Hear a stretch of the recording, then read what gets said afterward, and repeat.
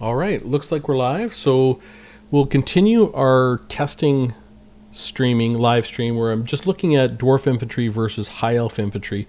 The reason behind this testing is I want a really good understanding of what units are optimum in what matchups to kind of get a feel for what infantry I should bring for my high elf build. And of course, we were going through and testing.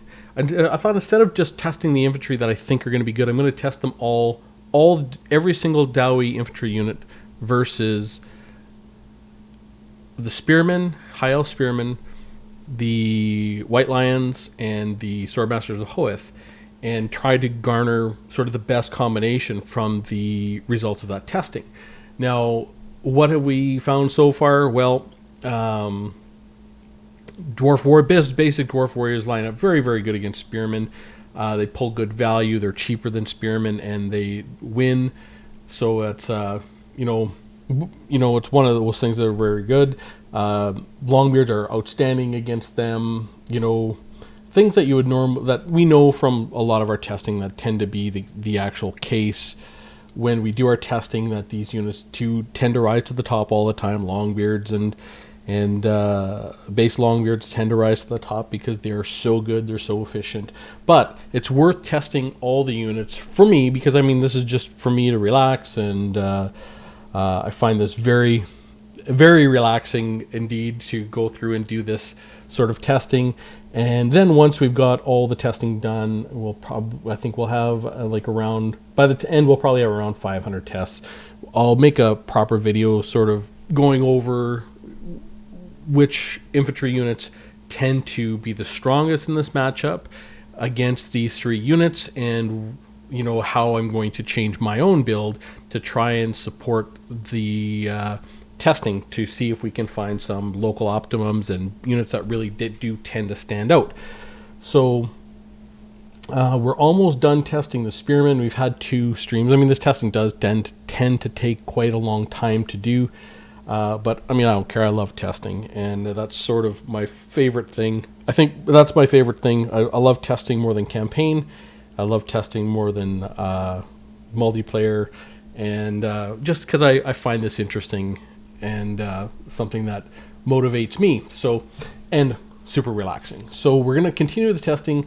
We'll go on to the Ironbreakers versus the High Elf Spearmen. I did get one test in last night on the second live stream, and we'll keep on going from there and try to see if we can't find something interesting. All right, so we've got here, here, there we go. All right, so I do have pick any general, and I do have unit testing fields. So we'll start that battle, and I'll go back to here. Okay, we'll start that battle, and I always go over this when I'm doing testing. This is just one style of testing, just the way I test. There's many different ways to test things. I like to do it this way so it's repeatable. So I don't change the formations of the units, and I like to try and make it repeatable over time. If I want to come back and test this in 2 years, I want to be able to get the same results so I can compare things over time and over ideas. So this is sort of how I like to do it.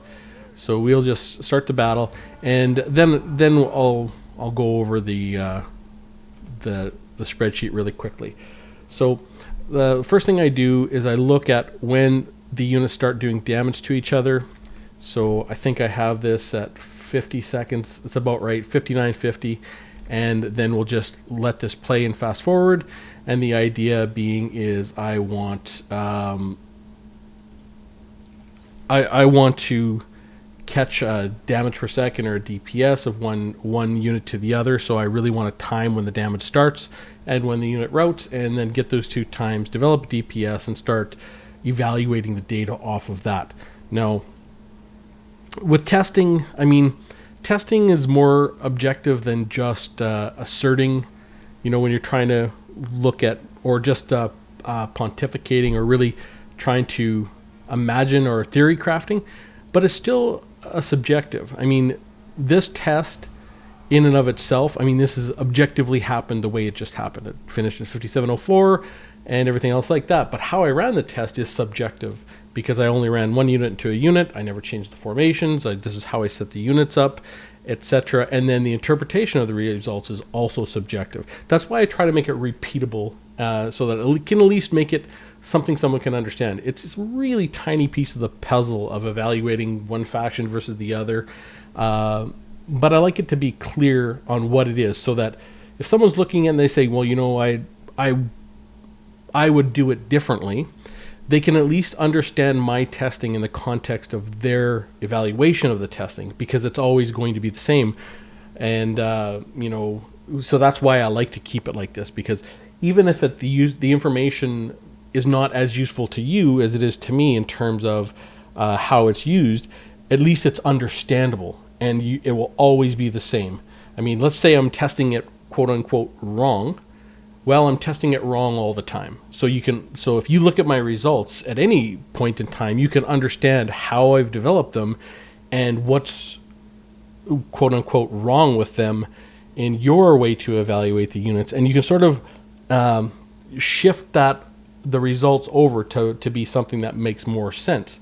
Hey Zulu, how's it going? So that's kind of why I do the testing the way I do it. So we got 5704 for this result here. 57 and 04. Ironbreakers finished with 6847. And Spearman finished with 1146. Okay, and of course they won that. Pulled 340 gold. Like Ironbreakers, this is the one thing about Ironbreakers. They pull a ton of value out of a lot of engagements, but they usually do it pretty slow. And I mean slow for their cost. And that's sort of the story with Ironbreakers. Ironbreakers are really, really good in a one-on-one. They're just really slow at extracting the value that they will get out of that whatever engagement that they're actually in. So, but like Ironbreakers are an example of a unit that I love right now as it is. I don't care that they kill slow. I care more as a someone who's loved Dwarfs for 30, I don't know, 35, oh God, now it's over 35 years, by quite a bit actually. Ironbreakers are the pinnacle of, you know, an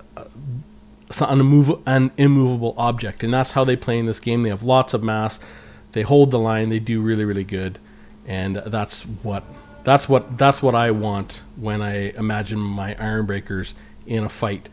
And I don't care that they don't kill really fast. I just want them to act like an Ironbreaker should. You can see there. Here's a good example. Like these Ironbreakers tend to be swingy against chaff units because they can break Spearmen just with the blasting charges. Because Ironbreaker's blasting charges is actually worth more, does more damage than a miner's blasting charges.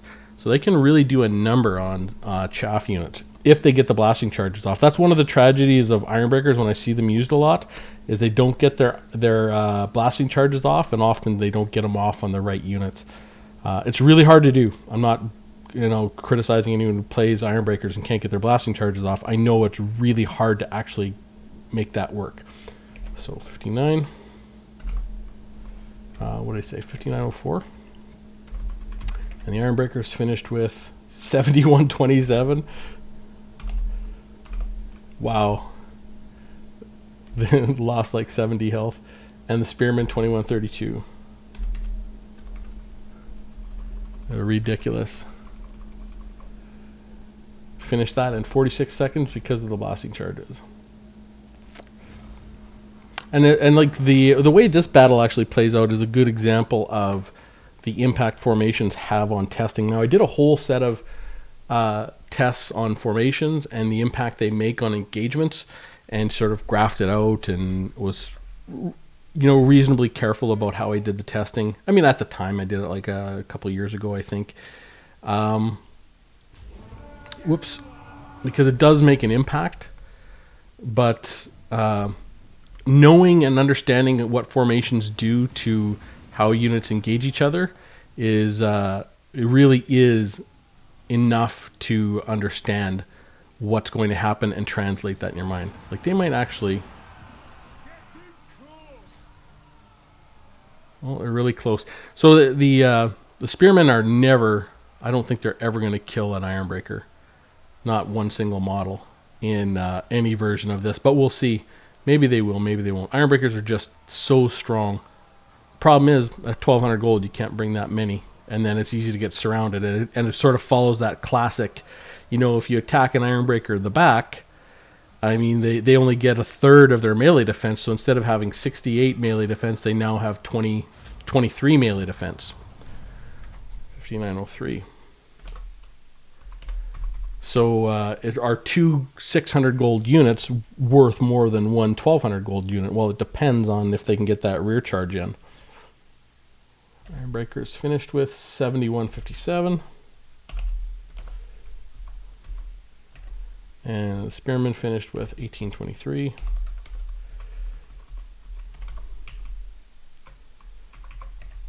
Okay. And the Nurgling Ironbreakers will be even more devastating because they have 90 models as opposed to 70. Like if you spread these Ironbreakers out, they will definitely rout those Spearmen. And I'll just demonstrate it just for fun, because then get all their blasting charges off.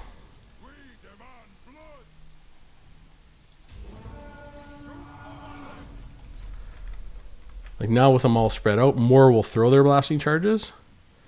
And you can see they really bring these spearmen right to a halt. And then these guys are already getting ready to throw another set of blasting charges.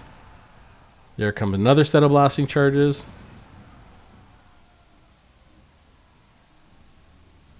And bada bing, bada boom, routed. They never even got one hit point of damage off on the Ironbreakers, and the Ironbreakers basically took their entire health. That goes to show that, you know, blasting charges, I always contend, are worth about 200 gold per charge. So that would say that because the Ironbreakers have 2 charges, they're worth about 400 gold, but the Ironbreakers are worth a little bit more than the miners. So that's, you know, they're somewhere between 150 and 250 gold per blasting charge if they're brought against the right unit. And against some units, they're worth like even they're worth a whole lot more actually. They're very, very good in some engagements. Like if you can get blasting charges off on Sisters of Slaughter or you know, a unit like that, they can be extremely good.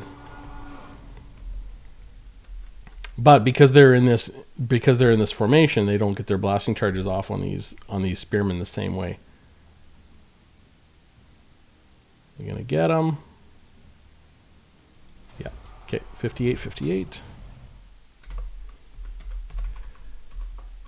And we've got 7131. And they're 2084.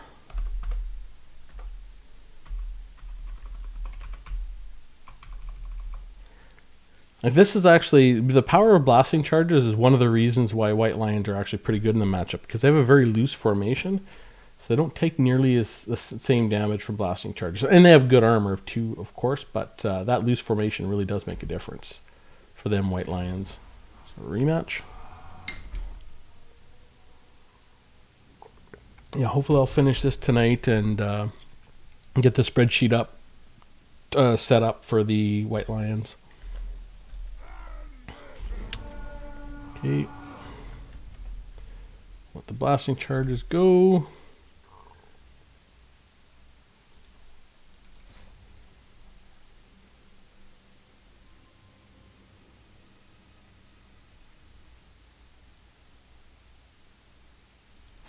All right, 5848.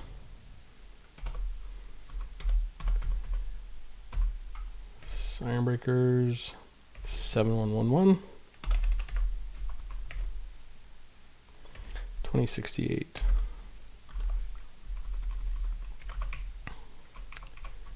Okay, in battle rematch.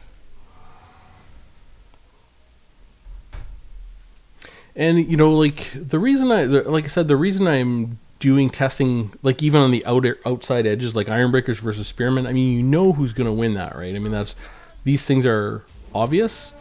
But I'm looking at I'm really trying to understand the total value of these units in terms of how they match up against all three of the primary high elf units together. Obviously, I think the most weight has to go on to in my thinking, the most weight is going to have to go on to the units to do best against White Lions, then Swordmasters of Hoeth. I mean, there's other ways to deal with Swordmasters of Hoeth, but I really do want to find I really am looking for some unique matchups against the Spearmen, and I think I found one so far. Maybe two, because the Slayers are also surprisingly good against the Spearmen. I was really surprised at how well they did there. So 58-53.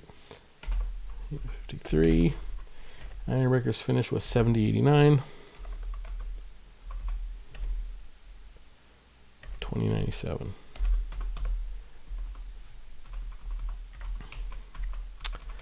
And I mean, Ironbreakers could potentially be good in this matchup. I mean, we'll see how good they do against the White Lions and how good they do against the Swordmasters of Hoeth. The beauty of this is the High Elf artillery is pretty good anti-large. It's like one of the best anti-artillery in the game, but it's not that great against infantry. And Ironbreakers are pretty solid. Would do pretty solid against their scatter shot, which isn't very good.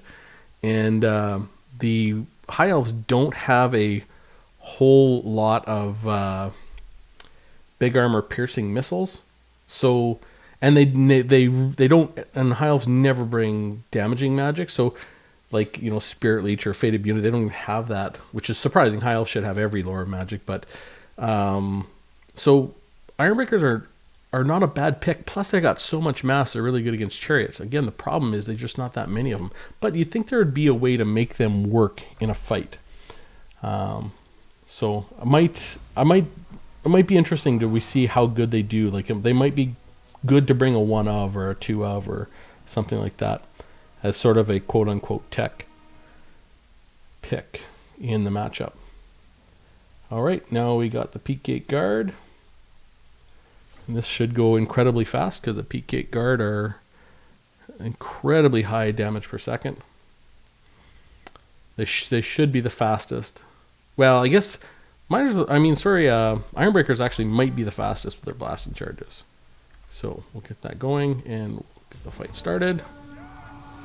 And boom, 59-40. We'll say 59-49. We'll call it for the Peak Gate Guard. And we're going to call this 8, 13, 19. And we'll see how long that fight lasts. Shouldn't last long.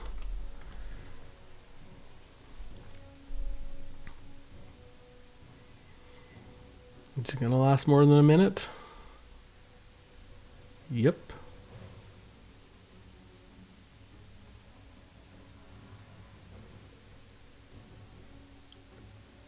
Huh. That martial prowess melee defense, that really high melee defense of 50, really does help them deal with the first bit of damage. So 5809, very good for the High Elf Spearmen actually in there. 5809. So you have like that. The Spearmen are a solid little unit. 5809 and 6401 for the Peak Gate Guard. And the Spearmen 1169. And of course they win. 45 DPS. So those Ironbreakers blasting charges picked up definitely a higher DPS. We got 65 DPS. So, wow, the Giant Slayers had a higher DPS as well. Interesting. Well, that's why we do the testing. Because I often will think something like the Peak Gate Guard should have the highest DPS here, and then you go back and look and they don't. We'll see. Maybe this was just a slow test for them. Maybe they'll do better in the next batch of tests.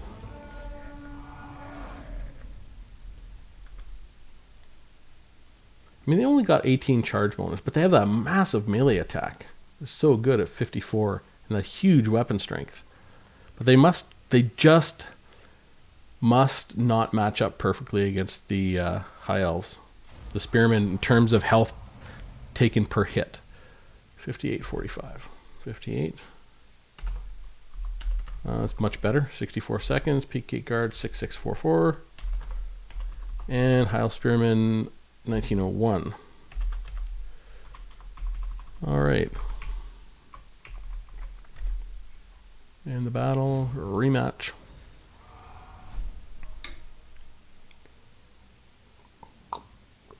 And I still gotta watch the first round in Turn's Eternal Challenger League tonight, because Warisha's in it. Lotus Moon, who's like freaking amazing, he's in it tonight. Falcon's not tonight. Is it Zyphos? I'm trying to think of who's in it tonight. I just watched the very beginning, and he went over who all is going to be in it, but just 2 matches are going tonight, and they're both best of 5s. So it'll be interesting to see how it plays out. So there's some really, really good players in there, and I watched every single one this year, or every single. I didn't watch them live, but I watched them all. So I'm really interested to see who wins. And no Talaxlan Soothsayer. I can't remember if he played in any of the matches leading up to it. Because Talaxlan, I love watching him play too, but he's not in the CCL. And Aerocrastic, I don't think is in it either. I love watching him play as well. But I mean, there's amazing players that are in there. So 58-47, and they're definitely well represented for play styles as well, which is really, really good. Like, it's not like one play style is dominant. You know, like there's people who like sort of battlefield control, people who like more rush. You know, there's people who have some, will bring pretty crazy builds or interesting builds. So it's a really, really good group. 58-45, 58-47. Really good group of players being represented in terms of not just who they play, but the play styles as well, which makes the tournament interesting. Okay, 65-41. Whoops. 6-5-4-1. And the Spearman finished with 28-84.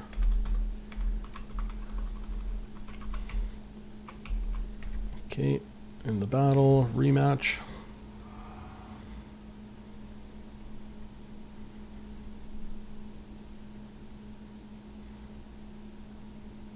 It'll be interesting to see how much value blasting charges can get on the Swordmaster of Hoeth, because they don't get great value on the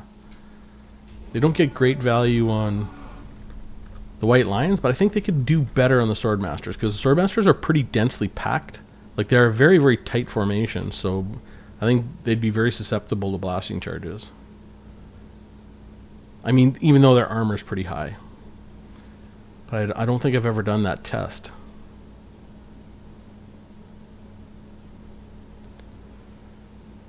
Come on, boys. Finish them off. There we go. 58-16. Yeah, the results here are going to be swingy, because it looks like there's two points where the battle ends. That really depends on probably where the damage is at, because either they give up at 2,000. It's just a matter of how much health they've lost over how much time to whether they will rout. Because there's set points, so you can see, we got what, 60, 64, 61. And you see this when results get swingy. Things like sometimes you're right on an inflection point between two of these bits of data. 64, 61, 1111, right? So you can see they either give up at around 2,000 hit points or at around 1,100, depending on how much damage is done to them in a certain period of time, in terms of where their leadership is. So the results are going to be pretty swingy. And battle or rematch.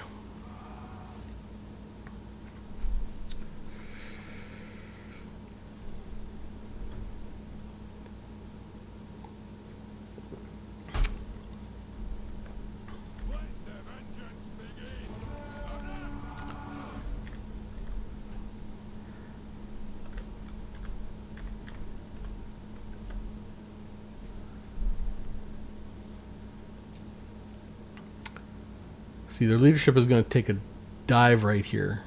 There it goes right now. And are they going to rout, or are they going to keep fighting? See, they keep fighting. They just about quit right there. Now they're going to keep fighting to, yeah, 58-18.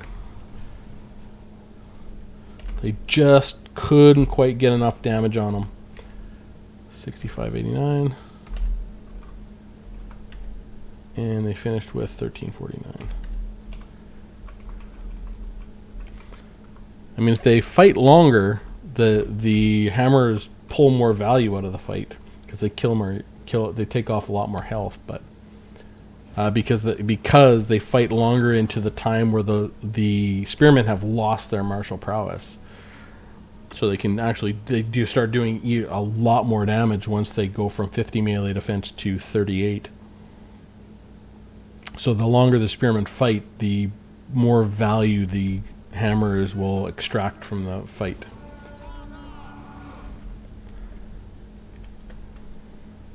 So technically, you would want your spearmen to rout a little faster here, if you wanted to bring them back with some more health, and not lose quite the same value. But then you'll let loose the peak gate guard on some other unit.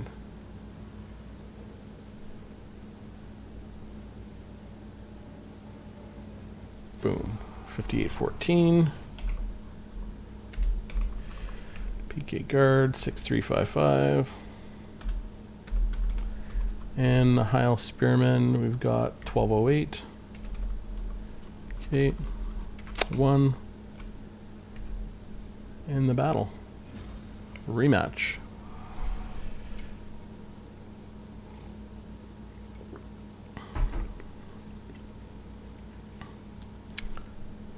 You know what? The Nurgling's Ironbreakers may be able to get those spearmen to rout by the end of the first full volley, because I have 90 models versus 75, and taking off that much more health in such a short period of time might be enough to rout them, because their leadership is really teetering when they go against the regular Ironbreakers, and there's less damage coming in. 58-46. 46. PK guard 6605. And Heil Spearman 2174. 1. All right. Now on to the Nurgling's Ironbreakers. Let's save that. Let's copy the date tested down. Okay, and let's go get our Nurgling's Ironbreakers.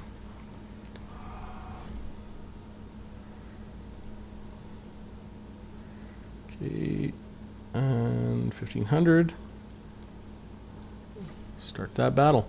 First, I'm going to give them a wide, just spread them out to see how fast we can rout them spearmen.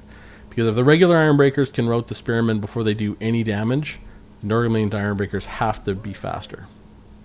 They just simply have more units. So we'll start there.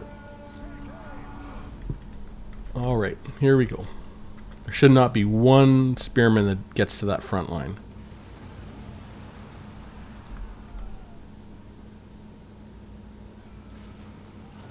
Oh, there's gonna be. Are you gonna get up and fight there, buddy? Nope. So they still have a bit of ammunition left. No one even attacked that front line. They got the job done, we're going to say, in 20 seconds. Not bad. Okay, in the battle, a rematch. Now, they might be able to do something similar in the normal formation. Just because they have that many more units, and I don't know how this base formation will compare to the regular Ironbreakers. I can't leave them like that. We do have to set them back a little bit. Okay, just so they're just outside of range. And we'll put them. This normally I don't like to move these guys at all. We're gonna put them in the back line. We'll start that battle. And I just want to line the back line with the back yellow line. Okay, 59-51. Copy, and we'll just fast forward it.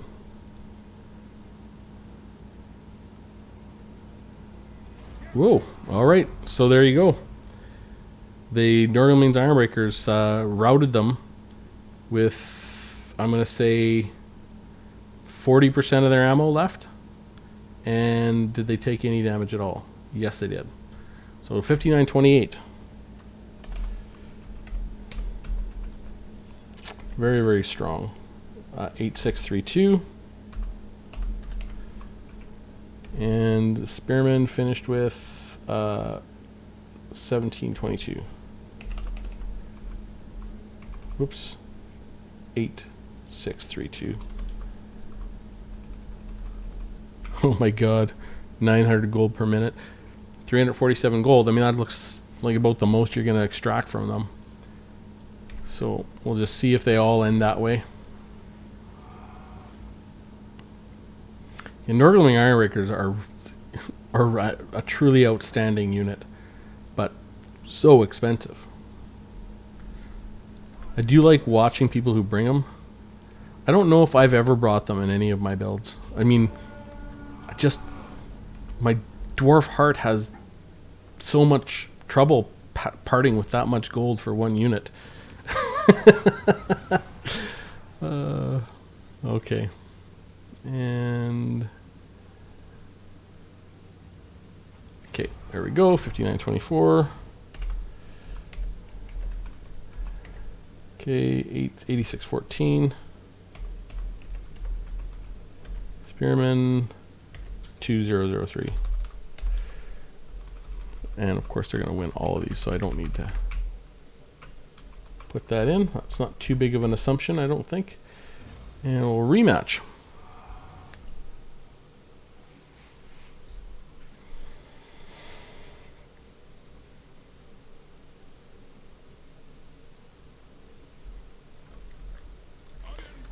Like I don't know who I was talking to in one of the comments of a testing video, and they were suggesting trying to a way to try to get Ironbreakers to use all their blasting charges by getting another unit in front of them, like just briefly, like a unit of miners just slightly in front of them, letting the blasting charges go off, then moving the miners into the back. And I thought that was a really great idea, but I've just never done it.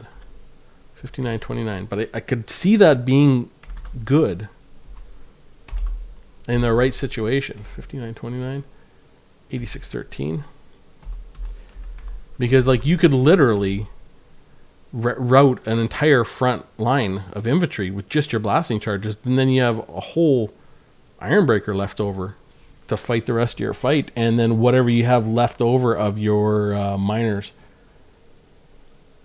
Like maybe you could use miners with blasting charges in front, and then Norglemeans Ironbreakers in front, right behind them. I don't know. Maybe that would be enough to slow them down. Blasting charges don't slow down cavalry, and often they don't even get them off before cavalry enters the range to charge. So, but they can do it against some units if they're really tightly packed, like these spearmen are. Did I already do this one? 59-29. Spearmen. 1972.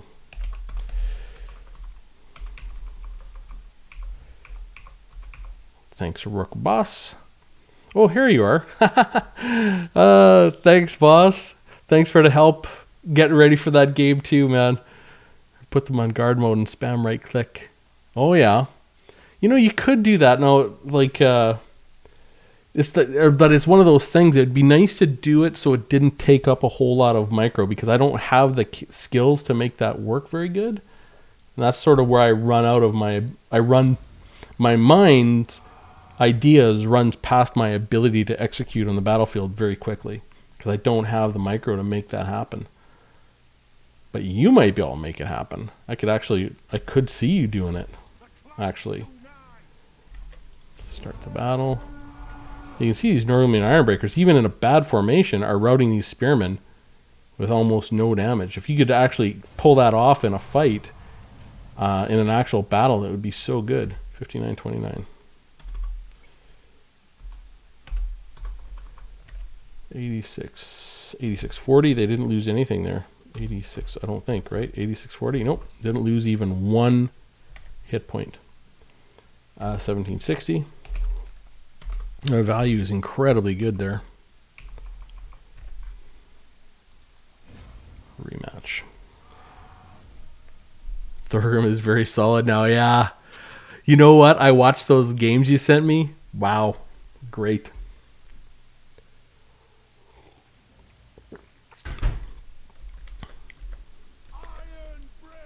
I'm definitely going to cast them. And Shetland, he sent me a game. Oh my god, the replay. It's crazy. Shetland is like the crazy master engineer that develops inventions in decades rather than centuries. You know, it's so funny. Like, his builds are so interesting. But yeah, his new high elf build is crazy.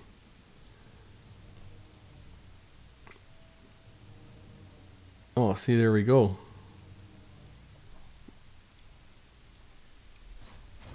All right, it's 5911. Didn't route them just with the blasting charges. They got 8561, 8561, and the spearman finished with 2441, 2441. I had a blast using him. Yeah, given the right scenario, Thorgrim Blob is unbeatable. Yeah, it's awesome. All three dwarf games are so great. No, they're really good. They're really good, actually. All of them are. Yeah, because you sent me that one where you played the greenskins versus them. That's really good too. Can't wait to test the HE list on you. I'm ready, man.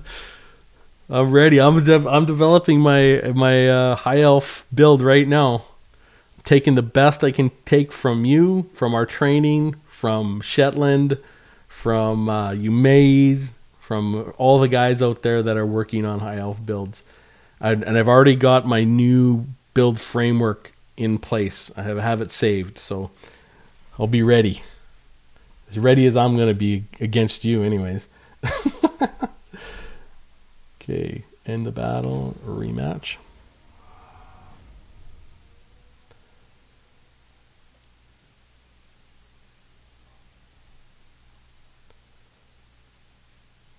Garglings.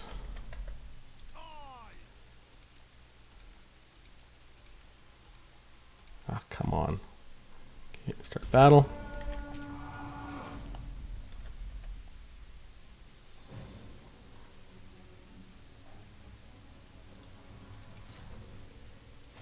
Okay, 5920. And the Northern Ironbreakers finish with 8633. And HE Spearman 2529. 2529. So, in battle, a rematch. Those pointy ears are very eager for some axes. Good. This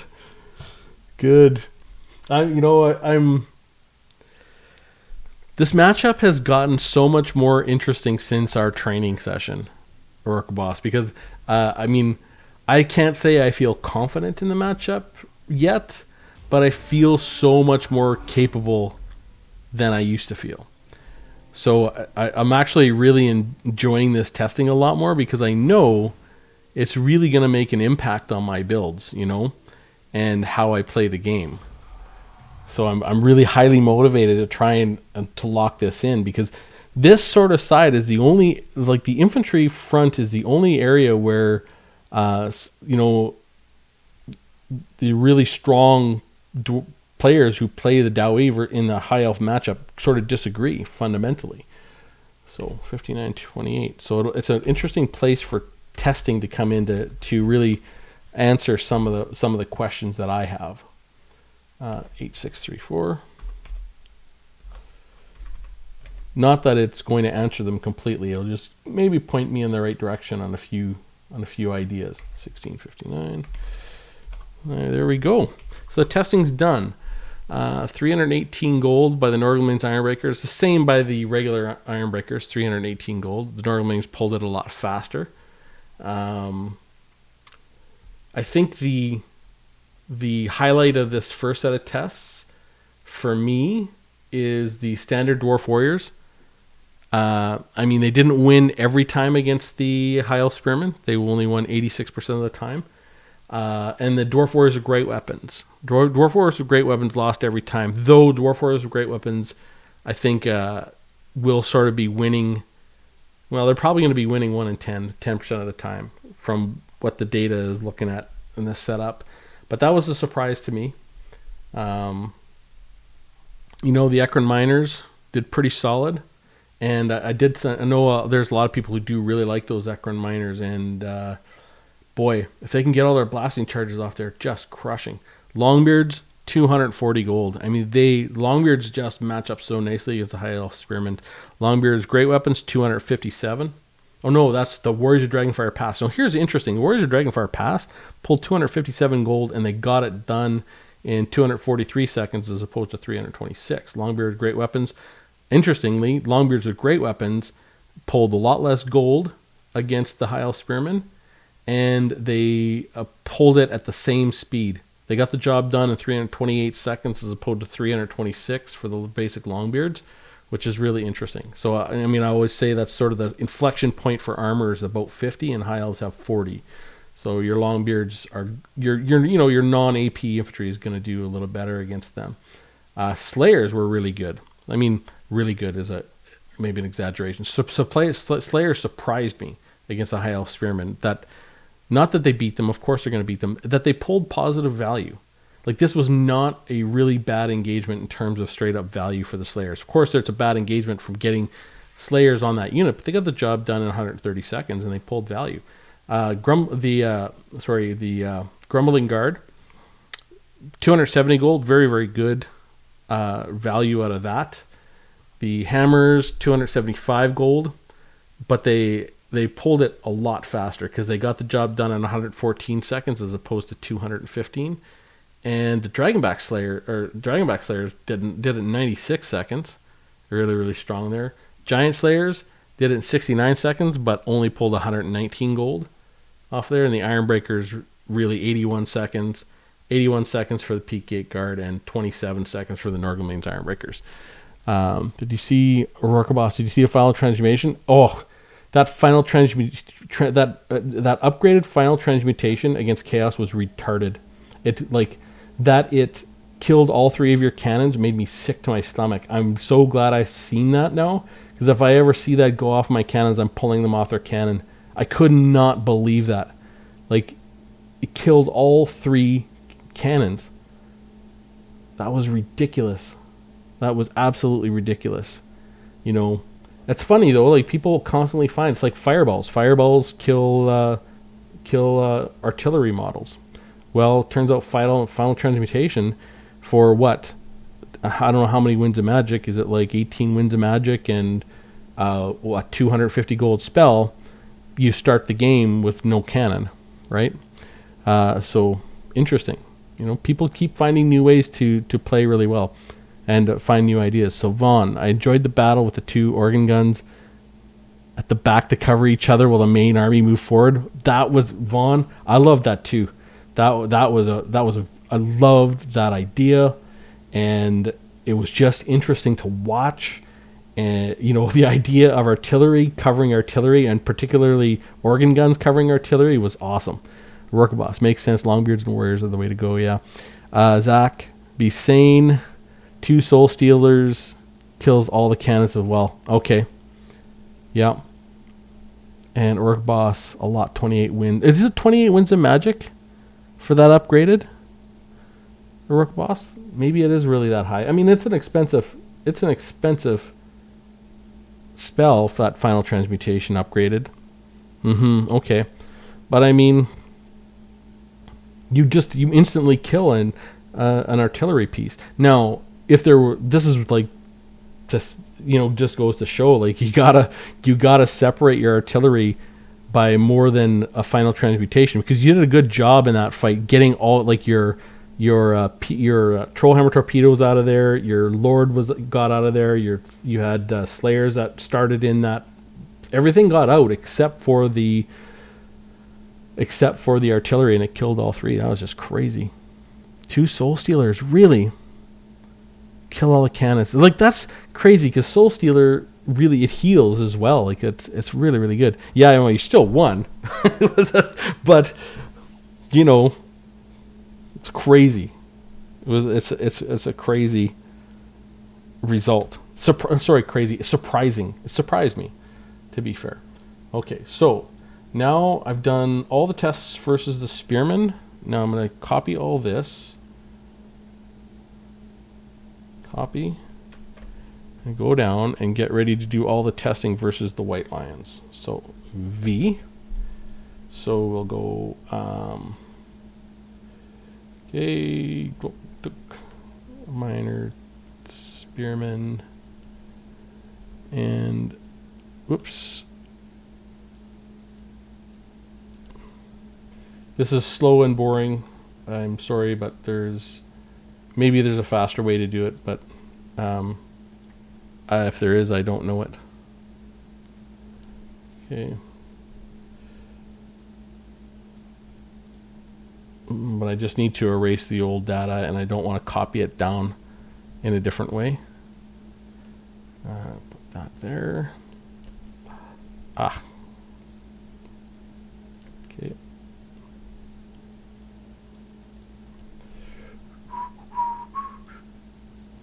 And then what I'll do is, when I'm done, I'll copy everything through. But this is going to be the most important set of tests, I think, for the whole infantry tests, because I'm doing it. This is the test against the White Lions, and I mean, White Lions are really strong against Dwarfs. Very, very good infantry against the Dowie. You know, they may not be all that great again in some matchups, but this is sort of their matchup to shine, I think, because that loose formation of theirs and that missile resistance really does allow them to get to that battle line relatively unscathed. Okay. Whoops. Okay, I'm just going to delete this before I lose all the information. And okay.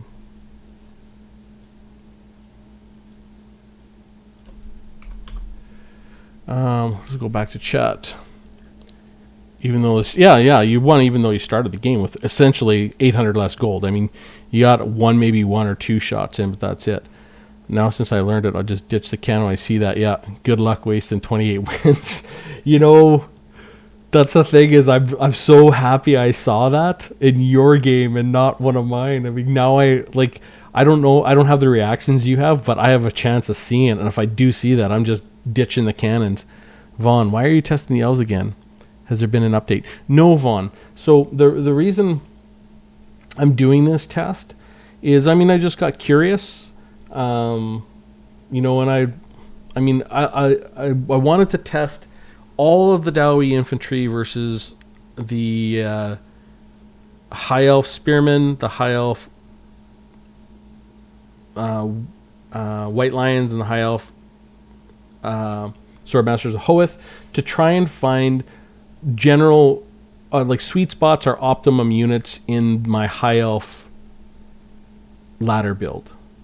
And you know, I just started testing, and you know, now I'm just testing. This is sort of how I if I get interested in an idea, I just do it, you know, and that's sort of the way testing is. Like, you sort of have to be motivated to do the tests, and you know, because there's a whole bunch of other tests. I know people request testing from me all the time. I just, you know how it is. You know, this is just my hobby. You know, I have to be personally interested in really finding out the answer to the question that I have. So the only way for me to do this is to be really interested in an idea. So the idea that I'm very interested in right now is sort of to find any local optimums for dwarf infantry in the high elf matchup. So that's why I'm doing that testing. Rook Boss, You just want to build a better list against HE, which is one of the hardest matchups for us. Yeah, and you know, I think Heroic Boss, since, like I said before, since we did our training match against the High Elves, I've been a lot more interested in this matchup because I find that it's winnable. You know, like it's not so daunting for me to play the matchup anymore. So I'm more interested in learning about it in a meaningful way. So I've done some updated testing against the Lizardmen, and I mean, I still need to develop my build there. I don't think my build versus Lizardmen is optimal at all. It's fun. I think either Umaze or Amove Hacker sort of have the optimal Lizardman build. One of the two. They're both their builds are really, really strong. But I am trying to build an optimum High Elf list, because I got a Rogoboss's list, and which I really like, and that's turned me onto Trollhammer Torpedoes really, really hard, and I'm loving them. And you know, seeing Umae's list and sort of understanding that the differences in why people are building their lists the way they are, I think that's been very interesting to me. So I'm really trying to do. That's why I'm doing this testing. So we'll say White Lions here, White Lions, and they are 800.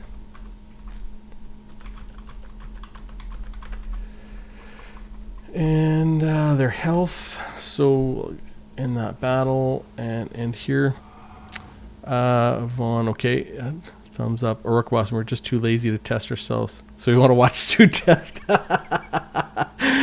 Orc Boss, man, you gotta have a feeling against Eagles to really know the matchup.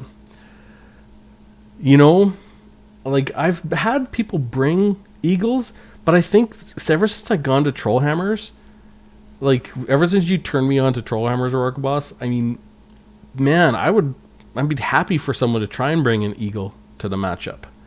Like, you know, one volley from from those three Trollhammers, and then there'll be no more Eagle. But maybe they're good. I don't know. You know, because maybe they're sort of like the Dark Elf version of Harpies. Like, Harpies are outstanding against the Dowie. You know, maybe that's that, right? Okay, so we go back to... Well, I gotta change this. So we gotta go High Elves here, and we're gonna get the White Lions. The White Lions are 800. They have 5475. Like, High Elves have such little health. White Lions, 5475. Copy V. Oops, copy V. Okay, so let's see. White Lion's health is correct, and the cost is correct. So if I go copy V, okay, V.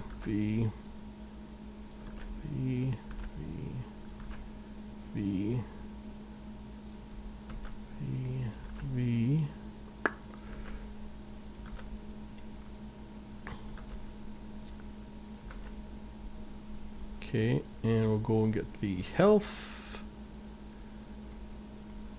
Okay, health, copy. There we go.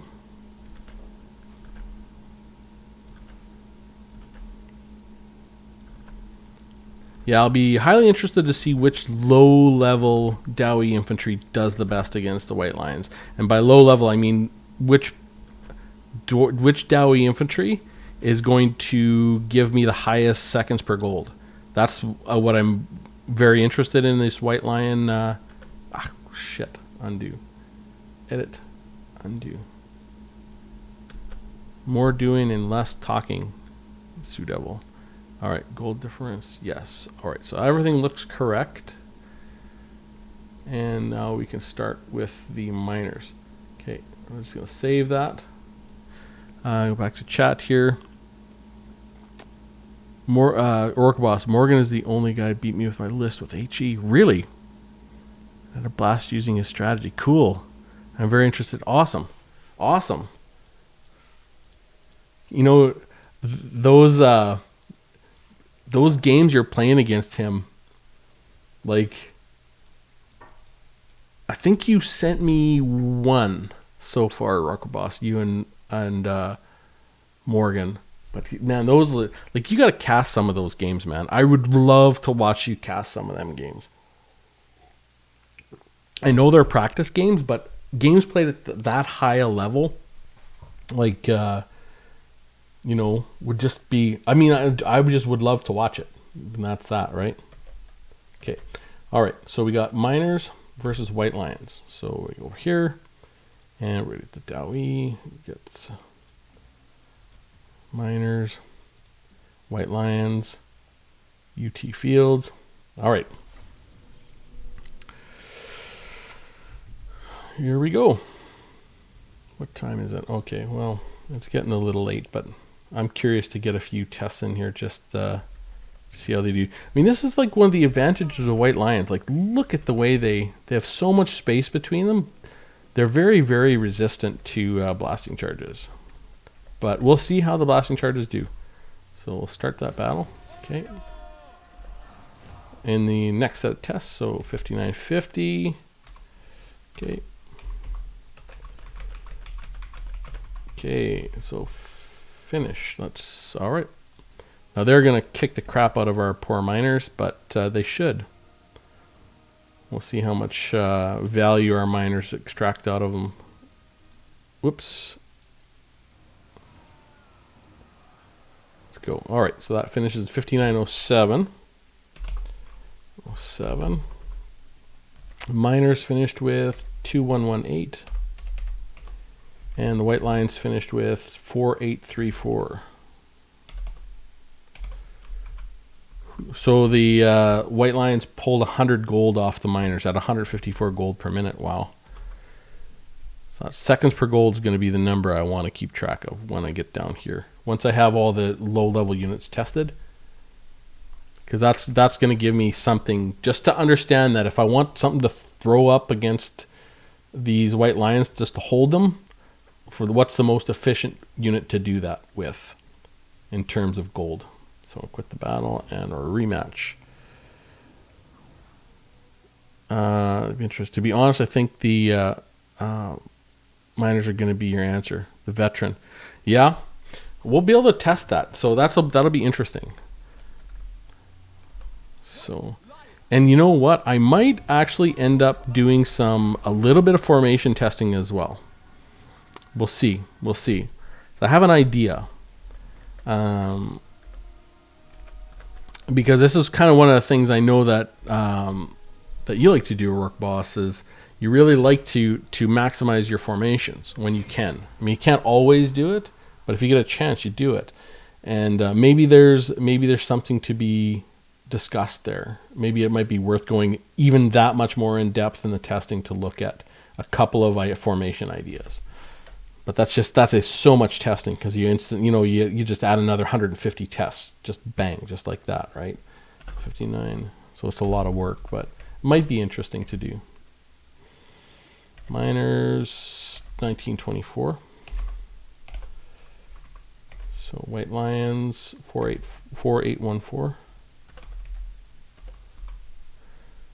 How much are they doing? I'm just going to look at. Okay, do this plus 0.13, hey? That's not very good. Losing 119 gold. Okay, in the battle. We'll see. Yeah, if the blasting charges could stop the White Lions, maybe that might be enough to add a significant amount of time. So we're going to be able to test that as well. But I think their formation is just too spread out for blasting charges to halt them enough for their entire unit to be stopped, like it does with the spearmen.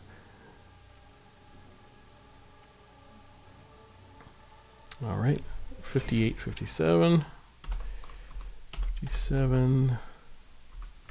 Miners 1893. Okay, White Lions 4672. Okay, so 0. It looks like it's going to average sort of that 110 gold level for the miners. Rematch. Rourke Boss. Yeah, veteran miners are AP with ridiculous leadership are okay. Melee defense. I think they're going to pull some value and hold the lines better than Longbeards. It'll be interesting. Like, I really do. This White Lion matchup is the most important one of all the testing. Now, I tested the spears to be thorough, but a lot of times you don't see any spears. Sometimes you see 2. Every once in a while you'll see 4. But these White Lions are the most important unit to get right, in my opinion, because they're good value at 800 gold, and you see them lots. And if you can win that fight without thinking about it, then that's really going to help, because you already know to focus down Swordmasters of Hoeth if they show up, the nobles on the chariot if they show up, that kind of thing. It'd be nice to have a battle that you don't have to think about, that you're going to win. 2102. White Lions. 4968.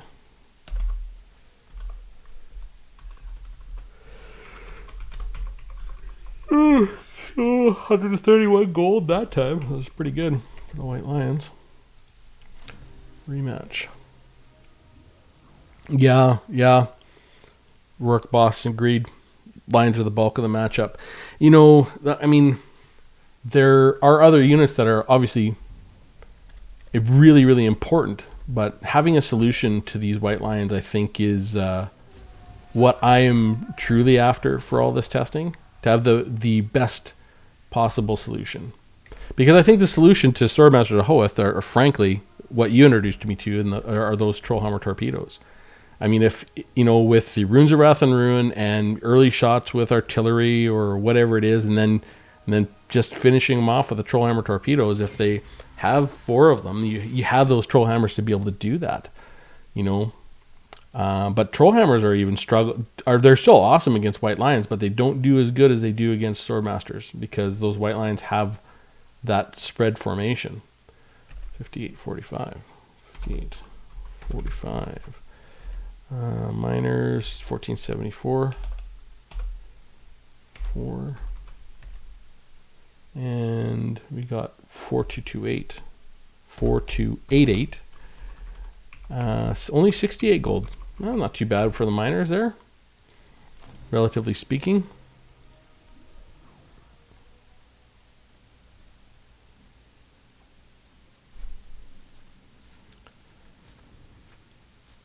Yeah, I was playing around with some tests. I mean, I've periodically played around with the White Lions in terms of just private testing, just for fun, testing them in the woods and testing them not in the woods, because that Forest Strider is actually, it's a strong effect, but it's hard for them to pull that effect off in an actual battle. It's just like the aquatic trait. The aquatic trait is incredibly strong for the lizardmen, but it's really hard to pull it off in a battle. Okay, 5904. Miners, 1951. White Lions, 4875. And 126 gold they pulled that time. In battle or rematch. Definitely want to get the blasting charge test done before I go to bed tonight. Vaughn. I find when fighting the elves, throw them a book of poetry. Throw them a book of poetry and a mirror.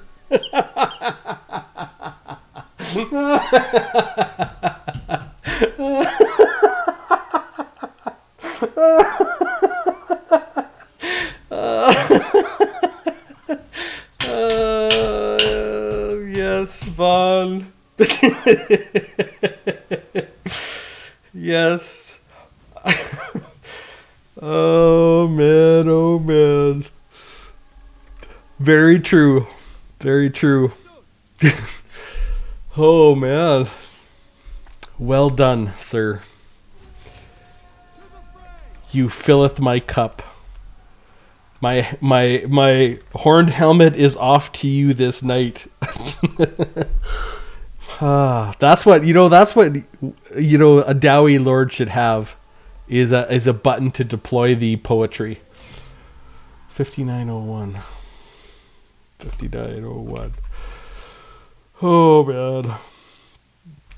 5901. Okay, 1992. 1992. White Lions 4815. 4815. Okay, so they lost quite a bit on the gold per minute. 133.5. On average, 109 gold. Pretty solid victory there for the White Lions. But I mean, to be expected. White Lions are a pretty strong unit. And especially, White Lions are going to be especially strong when they can chew through a unit before they lose their martial prowess. And that's why White Lions trade down so nicely. You can really trade down actually pretty well. Lions with blasting charges. All right, let's see what them blasting charges are going to do. Rourke Boss, by the way, I tried to battle for Westnoth. I saw that you were playing it, hey? It's free. It's not an easy game and feel that I had my butt kicked on hard campaign. So Battle for Westnoth is a fun little game. It's not as... I mean, I enjoy it. I know Wyvern plays Battle for Westnoth. It's not as complicated as Battle Brothers. So Battle Brothers is more got a lot more depth than Battle for Westnoth. But Battle for Westnoth, it's free.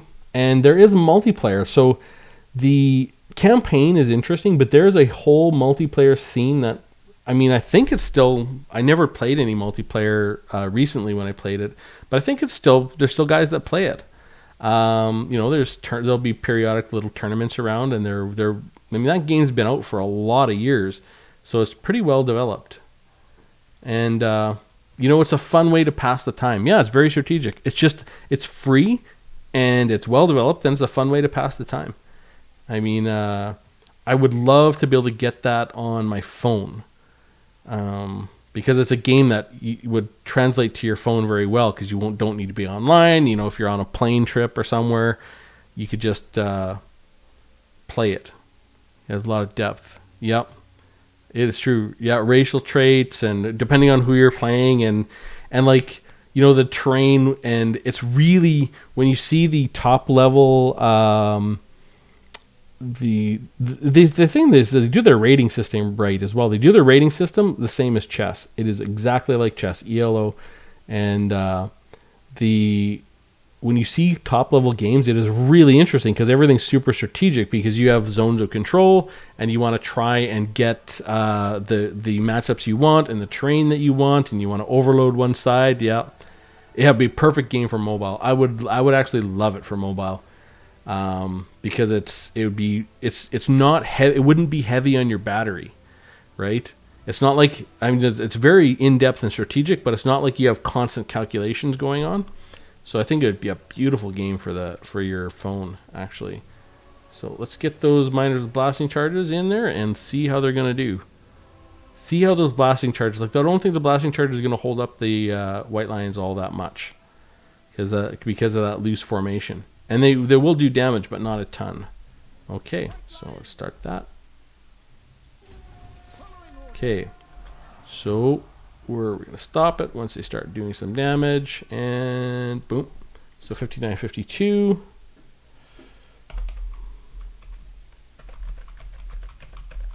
Oops. And we'll copy down the date. Okay, so let's take a look at how they do. So I just want to see. Well, I guess it does break them up pretty good, but you still see a lot of them still charging, right? And they're going to get their, well, maybe. I mean, 47-35, so they took sort of 800 health off them. It's not bad. You know, it's not outstanding, but it's not bad. Rourke Boss. Yeah, and it's RNG. Like, everything is at most 70-30. But, you know, like, getting those small edges where you can get a 70-30 versus a 60-40, or you're choosing your ranged versus your ranged versus your melee, or choosing who gets the last hit so you get the most XP. Like, those are interesting. So they kind of combine elements of not only the, like, in terms of the campaign, not only the battles, but also the one campaign to the other. Yeah, man, I would love to have that on mobile. Like, so that'd be so good. Rook Boss, I'm just very mad when I miss 10 times in a row. Man, oh man. Like, a campaign that you've done really good on can go completely sideways if you lose a few rolls and, someone gets in a few hits. It just can be really frustrating. Zachary saying just beat Skaven with Dowie. Cool. Zach, okay, I was just going to ask you for that replay, man. Awesome. Pay back every grudge. Yes, sir. How did your Chaos Day go, Zach? Morning, Sven? Morning. Okay, let's get... Sorry, I got to take down the data here. 5806. They held him for a long time. That's actually really good. So 5806.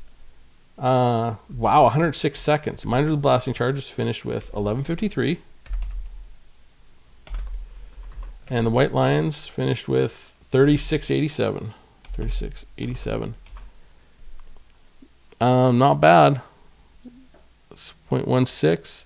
What is this going to be? Let's just go here. I just want to... This is not the end of the deal. Wow. You're getting twice the seconds per gold. Double the seconds per gold with Miners with Blasting Charges so far. That's, I mean, it's one data point, but rematch. Work Boss. Oh, yeah. What's your feeling about Chaos? Yeah, because I play Chaos a lot these days. Yeah, Chaos Day was really fun. Bretonia giving me the most trouble. Really? I built it. Work Boss, and I built another list just for Bretonia. Oh, cool. Huh. Peasant archers are greater than Shaggoths. Awesome.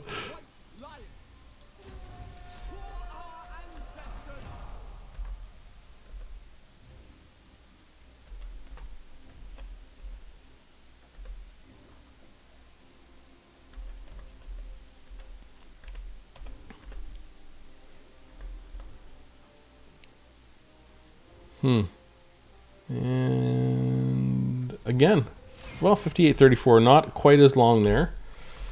We'll take a look at the total health. That'll be the key there. 1443. 1443 and 3772. Kind of in that 50 gold range. It's not too bad. Really not too bad at all. Rematch. Yeah, because Bretonia really beats Chaos. Zach, they really do. I think a Chariot or two would be good there. Oh yeah, Rourke Boss, I tried. They just died of the Knights. I'm like completely lost, but I will continue to read out your conversation so that anyone watching this can see it. And if they're interested in that Chaos Bretonian match, maybe they'll pick something up.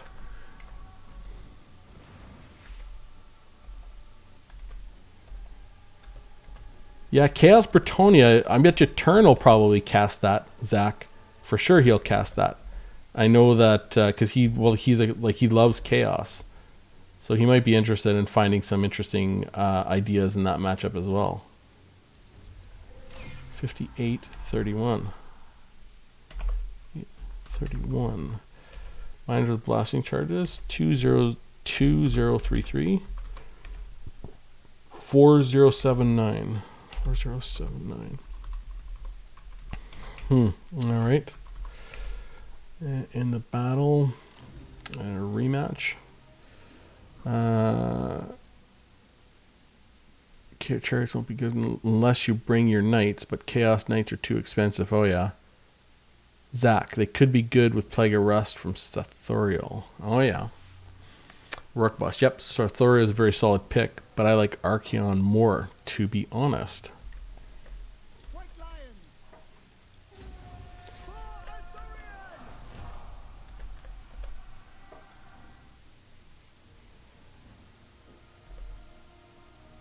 Yeah, the Blasting Charges sort of breaks that charge up nicely when I look at it. But it doesn't do a ton of damage, but you're getting sort of 700 damage. I don't know, it's not too bad. 58-23.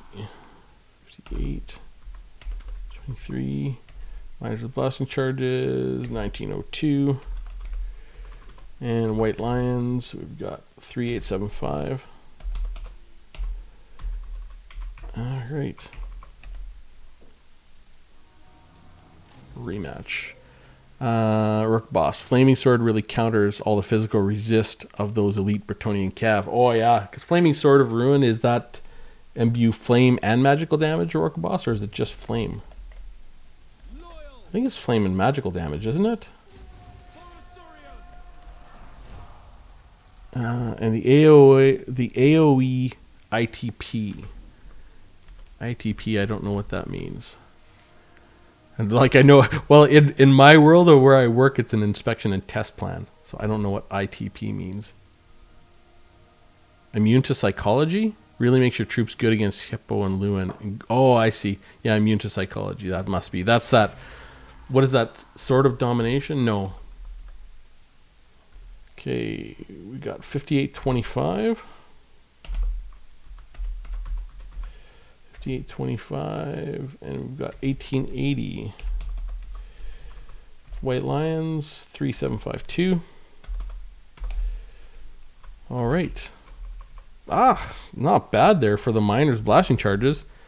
I mean, they still lost gold, but only 16. That was actually really good versus the White Lions. In battle, rematch. ITP immune to psychology. Okay, that's good. Yeah, every time I see ITP, I think inspection and test plan. It's just that work. I mean, the oil industry, you always have to go through your ITPs before you start a job. All right, 59.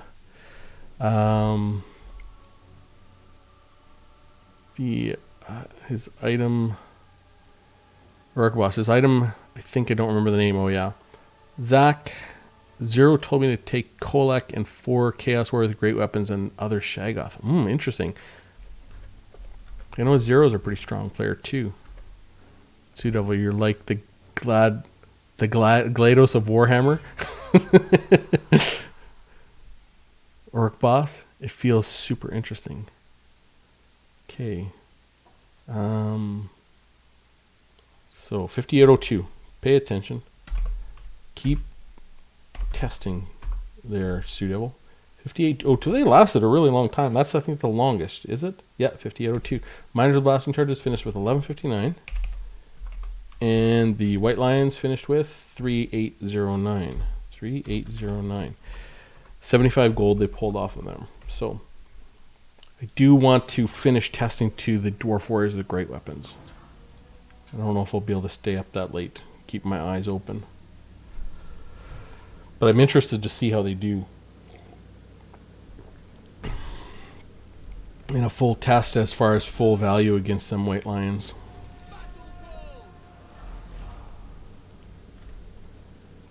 Miners' blasting charges are actually doing surprisingly well versus the White Lions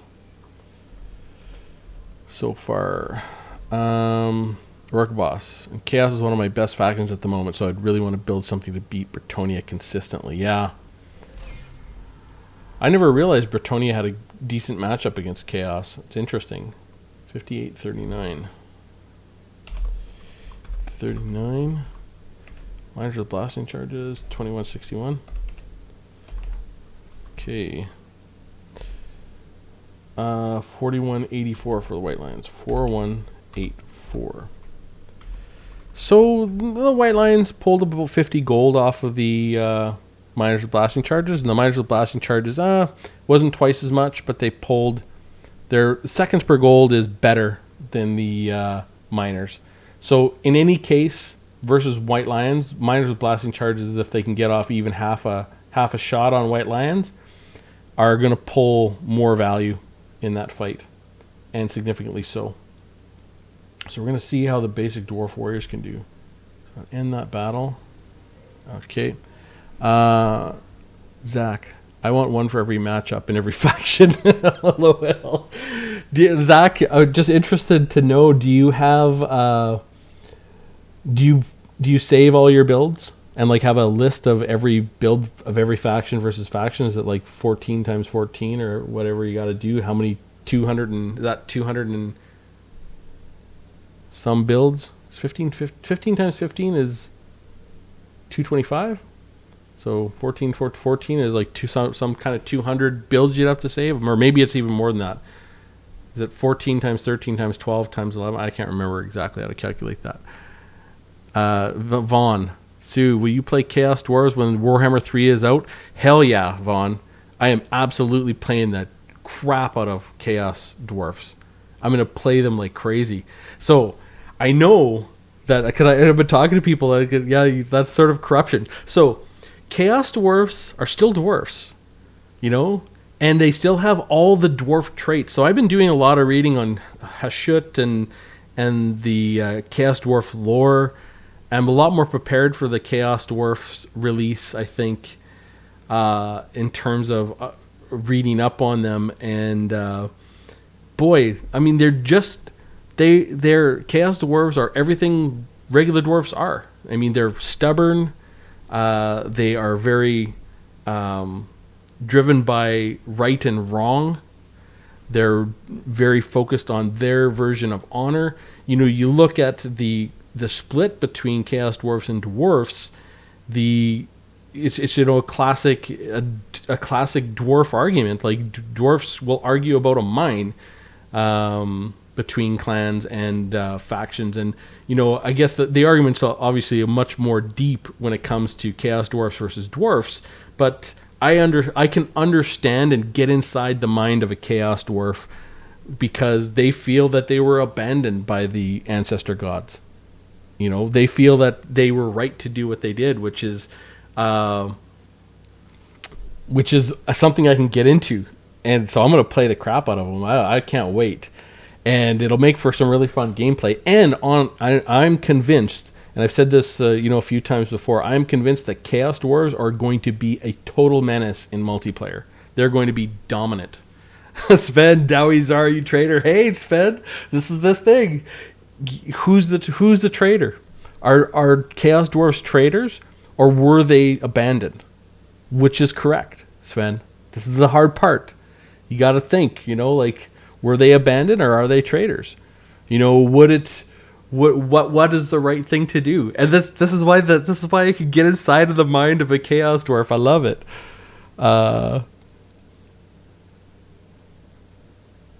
So Zach, they're lazy though, using slaves instead of doing their work for themselves. No, Zach, they are very industrious, just like every dwarf. They focus on slaves for the trade and for leveraging the amount of work they can do. And the idea, and this is they're always the downfall. So the downfall of dwarves. There's multiple downfall of basic dwarves. Like, the downfall of dwarves is they're too stubborn for their own good, and I understand that, because I, as a person, can be too stubborn for my own damn good. And, you know, I'm an engineer in real life, and I could, that's why I really can feel the dwarf. I have a dwarf in me because I'm too stubborn for my own good. I'm very focused, and it's good on sometimes, because you have to be stubborn to get really hard work done. But it also can be your downfall, because sometimes you need to not be so stubborn, and you need to work with other people, and you need to not be so set in your ways. And but dwarfs can't help themselves, so it's their best features, but it's also their worst features. Rocker Boss, yeah, and they'll play some faster units. Like the Dowies like the Chaos Dwarves are freaking stacked with amazing units, because they're everything dwarfs are. I mean, they have a version of Slayers, but they're armored, so they're an unbreakable dwarf unit that's has had a fallen honor, but they are armored. They have basic dwarf warriors, but they're Chaos Dwarf warriors. They have freaking bull centaurs. They have slaves, really cheap slaves and chaff. They have hobgoblins, which are a whole amazing faction, greenskin faction of themselves, which have like a hobgoblin wolf rider is like a real wolf rider. Goblin wolf riders will get crushed by hobgoblin wolf riders, because hobgoblin wolf riders are like pervasive in sort of that eastern steppes, and that's sort of a main thing. Plus they have constructs and demons and magic and like just so much. It's really going to be fun. Warwick Boss Armored Slayers, yeah, sounds OP. The Chaos Dwarves are going to be dominant in multiplayer from the start of Game 3 to the end of the next 10 years. That's what I think right now, because just take everything that the dwarfs are right now, give them cavalry, give them magic, give them monsters, give them constructs, give them give them chaff, give them super fast cavalry, give them really powerful cavalry, like give them fear and terror. They're gonna be crazy good. The only limiting faction the only limiting part will probably be how expensive some of their units are. But they're going to have caster lords. Like, can you imagine dwarfs with true caster lords, with a really high leadership? That's crazy. And they have actual constructs with demons inside of them. It's going to be Vaughn, the Earthshaker cannon is like, they have unbelievable artillery. They like the Hell Cannon is nothing. Like, the Hell Cannon is nothing compared to some of the other things they have. It's like the Chaos Dwarves are going to be insane. I wondered if CA is going to give you these much. Well, I don't know how they're going to balance it, because you look at how they balance down Lizardmen, particularly Slan, because Slan are like, Mazdamundi is incredibly powerful in the lore, and he's balanced it down so he can play. So they're gonna have to do something, but I don't know what they're gonna do, because the Chaos Dwarfs are gonna be super powerful because they have so much of everything. Like, how the hell are they gonna balance ogres? Like, how do you balance a faction that is all giant, essentially all giants? Ogres literally, they're ranged, are like ogres that hold actual cannons as guns. Like, it's crazy. So how are you going to balance ogres? How are you going to balance demons? They got a really hard job ahead of them in multiplayer. In campaign, they're going to be able to do it because you can do it in campaign pretty easily. In campaign, it's just going to be a matter of your resources versus your costs, like your cost versus your resources, and you'll just play with that number, and how much can you do. But in multiplayer, it's going to be very hard to balance because the Chaos Dwarves are incredibly well-rounded. Yeah, Empire is in the sweet spot now. I've heard from a few people that they've done well with Empire. Yeah, they didn't give us any of the good stuff from Chaos. Yeah, Chaos roster is about to be massively expanded, I think. And the Chaos roster is incredibly deep. Rook Boss, if you're very good, you can do really good with the Empire multiplayer. Yeah, I think, from what I'm seeing, from what I understand, Bretonnia is another one of those, high skill cap factions. Like, when I try to play Bretonnia, I get my arse handed to me when I tried, just because everything's routing all the time, and you got cavalry and you got all this kind of stuff. It's a hard faction to play, but really good players can play it extremely well. I think that's where the Dwarfs are a very good faction for new players, because they're very straightforward to play, where Bretonnia is like a hard faction for new players. And ironically, a faction that new players will be drawn to, Empire, are probably a pretty hard faction as well. All right, so we're going to have Dwarf Warriors versus these White Lions. We're going to see how these Dwarf Warriors do.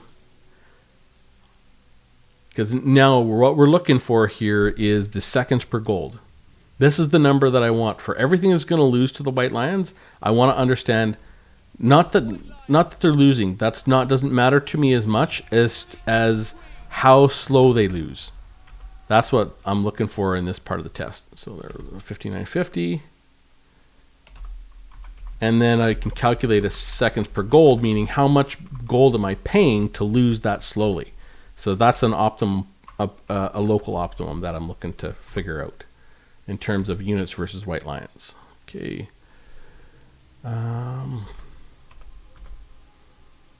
White Lions.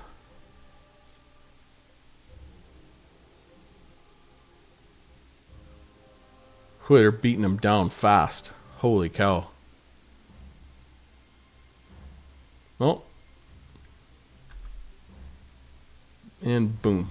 58-17. 58-17. 93 seconds. Dwarf Warriors finished with 12-14. And the White Lions finished with 42-11. You might be right about the Miners with Blasting Charges, Rock Boss. Could be right there. 21? Well, 27 was the first one. I guess they'll be close. They'll be close. We'll see. Okay, in the battle, rematch. Sven, are the dwarves actually still missing stuff? Because I wonder how they're going to look in comparison. So dwarves are still missing stuff. Namely, they're missing demon slayers. So demon slayers are a dwarf lord.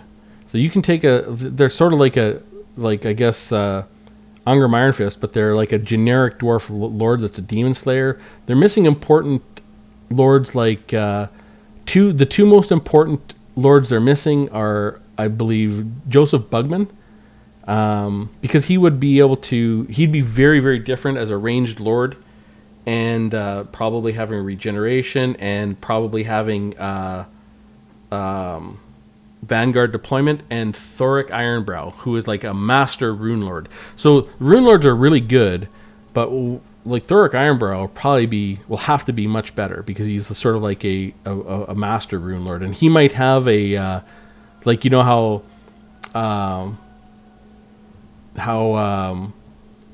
Skarsnik has Gobla, so Thoric Ironbrow might have his assistant as well in that game, and the dwarfs are all missing basic mounts. So like Thanes in tabletop can all have like two dwarfs holding up a shield, and that can be their mount. It's sort of like a smaller version of the throne, and so they're missing mounts there. They're missing massive amount of ruins. So in tabletop, you can have all kinds of runes on lots of different characters, and even on basic units. So they're missing a ton of runes in the game. And in Thanes, like for example, you can bring your Thane with a great weapon or like an axe and a shield and stuff like that. So I think that's an area where they're missing quite a bit. And there's some abilities that they're missing, like miners in the tabletop. You can start underground, so you're not seen, and you can pop up anywhere on the battlefield that you want. They're missing what are they missing? So missing demon slayers, dragon slayers. I guess Gotrek and Felix will get into the game at some point. I would love to see them as like a legendary hero. What else are they missing? There's a unit. I'm sure there's a unit that they're missing that I'm just not, for some reason, is not coming to mind. But they are still missing stuff, but not lots of stuff, and not a lot of stuff that'll be sort of faction changing or faction defining. Like the Beastmen, if they get their Jabberslythe and a few of their other units, that will completely alter the Beastmen. Like of having a few other units, like getting the Brass Bull and sort of some of their amazing lords and their amazing units, and like I don't know. I can't remember. They have a unit that's like a Cygor, but it is a lot more devastating. I can't remember the name of it, but essentially it has an insatiable hunger, and it's always eating everything. I don't know if you could, but there's a lot. There's a lot the Beastmen have to add. But the Daoi do have some units, particularly they have lords and stuff, but I don't know if it's enough to change the way the faction plays in any meaningful way. Whereas some other factions definitely will change the way that they play when they get all of their units. like Skaven still have a lot of interesting things on the horizon for them. 5816. And they just got their update. Now, like right now, like Skaven are going to be very good for a very long time right now because they're at a real nice place, I think. Because there's still a lot to be learned about Skaven and a lot of builds to be explored and played with. Dwarf Warriors got 1131. White Lions 4296. So pulling a lot of gold out of that, the White Lions. 191 gold off the Dwarf Warriors. And this is where the White Lions should do really strong, right? Dwarf Warriors are kind of the optimum matchup for them.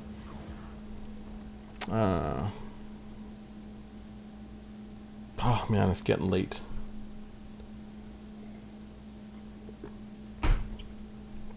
Okay. Just keep pressing the buttons and keep on testing, and I'll get to the Dwarf Warriors with great weapons. So I do want to test the Dwarf Warriors with great weapons against those White Lions to see how much more value they can pull than the base Dwarf Warriors, if any.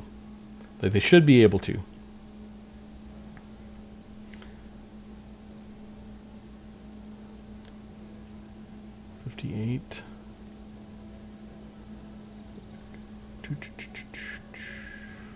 Okay, 58-14. Sven, Gotrek and Felix, Slayers, more Slayers and new Lords doesn't really sound like a change to me. Yeah, that's true. Not much of a change, but you know, having a legendary hero or two, and you know, having a few things like that would help. I mean, I would really love to see the Master Engineer updated, and you know, a few things here and there as well. But 58-14. Dwarf Warriors 1083. 4339. Ooh, that is a lot of gold. They are taking these Dwarf Warriors to task. Orc Boss, I still believe veteran miners are the way to go. Yeah, Wars with great weapons are too expensive and not that much better. We'll see. It looks like the just the base miner package with the blasting charge is the best so far for the cheap infantry, right? But we'll see. We'll see. Like slowing those White Lions up and just taking off a chunk of health has been pretty effective so far. Surprisingly, even though the White Lions have decent defenses against them blasting charges in terms of their spread formation and the armor. And I mean, obviously we could do things to make these guys last a little longer too, but you know, I might actually do that set of testing at the end. 5806. 6. Dwarf Warriors 988. White Lions 3927. 148 gold. In battle, a rematch.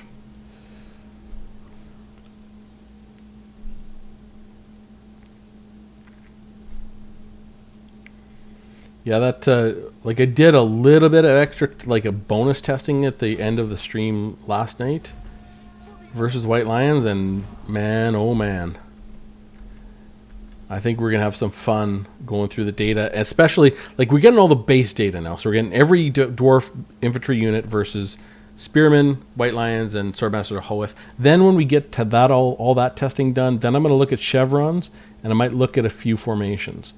I mean, it would depend on how much I'm going to look at, because obviously it's so time consuming to add in other variables to your tests. But I definitely want to run this to ground so that I get a good idea of some units to bring for the front line, and then from there I can actually test them in some builds and see how different ideas feel. That's the whole idea. 58. Okay, Dwarf Warriors, they've got 1147. And White Lions, 4309. 191 gold. Whew. In the battle, rematch. Still be my veteran. Let me test it. Let me test it for you real quick. You got me thinking. That's what I like. You know, like it's funny is, getting, you know, getting ideas for testing is something I get so much of in streams and just through comments. I mean, I bet you a full third of my testing videos have been from just comments. So I'm guessing at least 50 videos. Probably have 150 testing videos out there, somewhere like that. So probably a full 50 videos are just from comments or people talking about ideas, and I'll be like, oh, that's really an interesting idea. I do wonder how that'll work. So 5811. 5811, and we've got 996. 4216.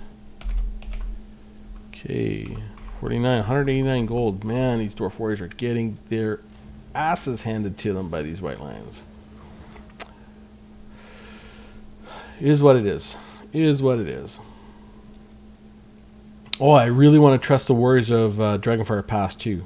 Because in my calculation, the Warriors of Dragonfire Pass can beat the White Lions. So I did a quick calculation today on that matchup. And they can beat them in the calculation. Can they beat them in actual performance? If they can, that's a 700 gold unit taking out an 800 gold unit. It'd be incredible value. And they're already a pretty strong value against Spearmen. So they might be that one-off pick to get to that back line with the Warriors of the Dragonback Slayers who can debuff things. So in the odd chance you actually get those two units on something, you might get a bit of a synergy. But you can't rely on that synergy to pick anything just because it's not reliable enough to count on the value. But if you have them both in your back line, it's going to happen from time to time. And that's 22% damage resistance gone. 4390. Okay, oops. 4390. What do the Dwarf Warriors have? 1175. Okay, so wow. So Dwarf Warriors gave me the same seconds per gold as the Miners' Blasting Charges, but they cost me 140 extra gold to do it. Dwarf Warriors, bad choice against White Lions. All right, let's see them Dwarf Warriors with great weapons. Okay. See, that's where you think Dwarf Warriors are great. They're probably the best pick versus Spearmen, but they are awful against White Lions. So, do you bring Dwarf Warriors then? Maybe not. Maybe it's just a bad choice all around just because they're so vulnerable for White Lions, and that's the most important infantry unit in the High Elf roster versus the Dawi anyways. At least I think so. So that's my supposition. Okay, so let's we'll go here and we'll grab the Dwarf Warriors of Great Weapons. I'm going to see how those Dwarf Warriors of Great Weapons do in terms of value.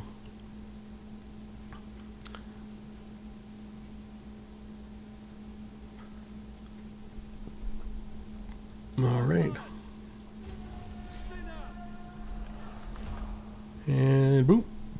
5948. 8. Okay, and all right. Time to go to work, boys. Let's see what happens.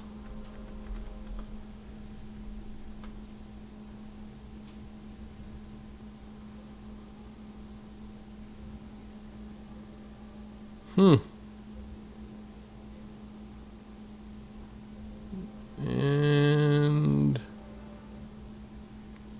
they're gonna route here. Boom. Okay. So 5823, not as long. 5823. But are they gonna pull value? Better value. 982. 2. And White Lions finish with 3648. The answer is maybe.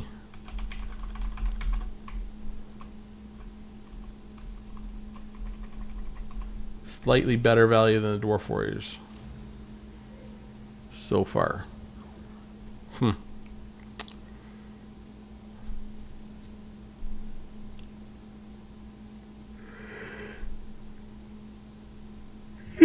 Oh man, oh man.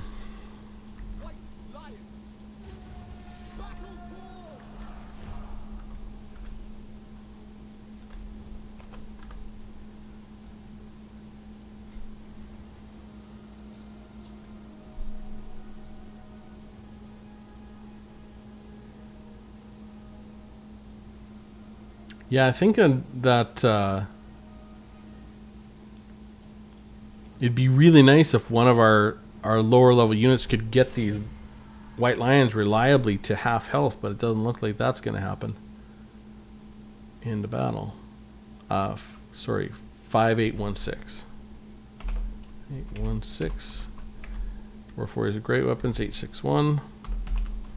And the White Lions, 3570. 3570. 148 gold again. 150 right on the button. Rematch. So it looks like their Dwarf Warriors of Great Weapons are going to not be much better than Dwarf Warriors, but not nearly as good as the Miners with Blasting Charges. And I use the term good loosely because these are just units trying to hold White Lions up. I just want to understand where the value is there. Units trying to hold them White Lions up. For how long can they do it for, and how much does it cost to do it?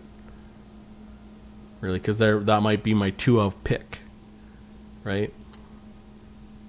Okay, just in case there's like or they're extra saturated and someone brings like 6 White Lions in the Pure Main Company or something like that. 5823. And Dwarf Warriors Great Weapons, 1213. 15. White Lions, 4050. 188 gold. Well, that wasn't that great. Okay, rematch.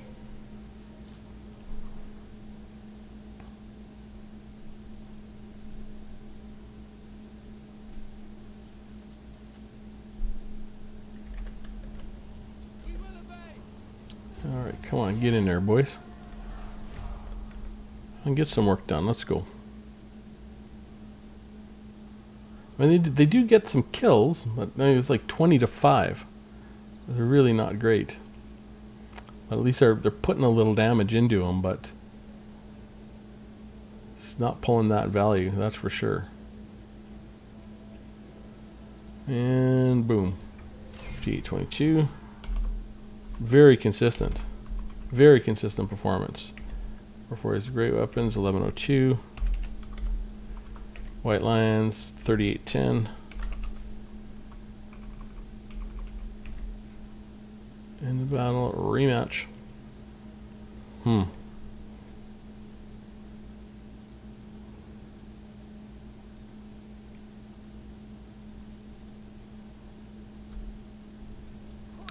Start the battle.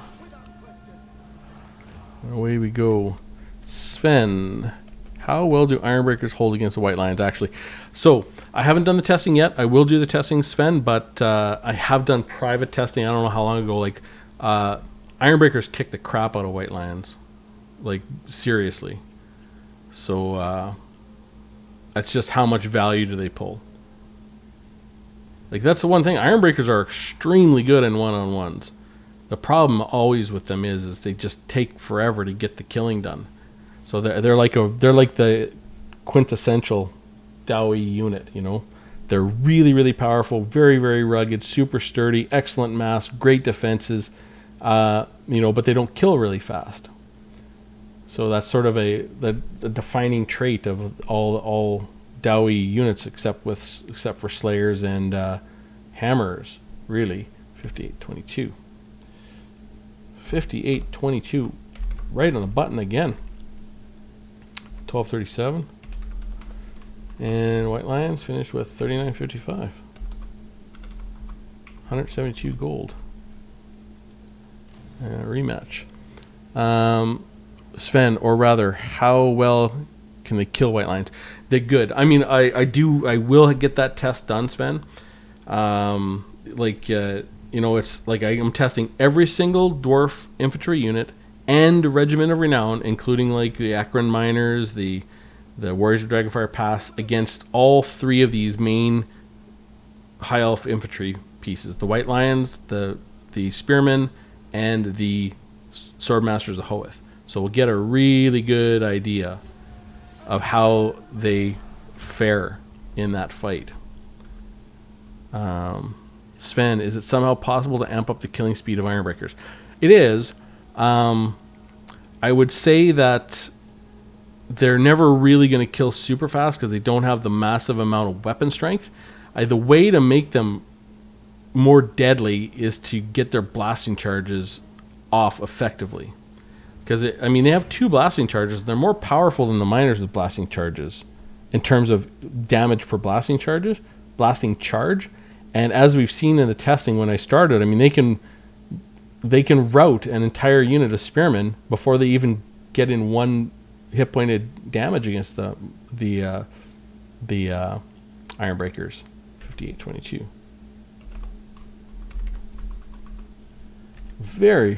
Really consistent. 989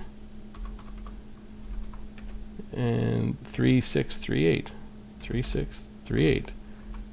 Right on the button every time here. And a rematch. So, really, the Ironbreakers, Longbeards, basic Dwarf Warriors and stuff, they all lead to the same playstyle where your front line doesn't do the killing. Your front line holds so your back line can do the killing. Thunders, artillery, troll hammer torpedoes, and these sorts of things. And that sort of changed the way that I played when I did my training sessions with the Rorqual bosses. Really got me hooked on troll hammer torpedoes and using that idea. And instead of trying to win the front line with infantry, trying to use the front line, even though you're going to lose, to hold long enough for your back line to do the work. I haven't played a massive amount of games with the Dwarfs versus the High Elves, but I've really enjoyed them much more thoroughly because I feel it's just that has to be the correct strategy. Zach, you use your Lord or Runesmith to run through the unit they are fighting and then charge them into the back half of their melee defense. Making the Ironbreakers 32 melee attack.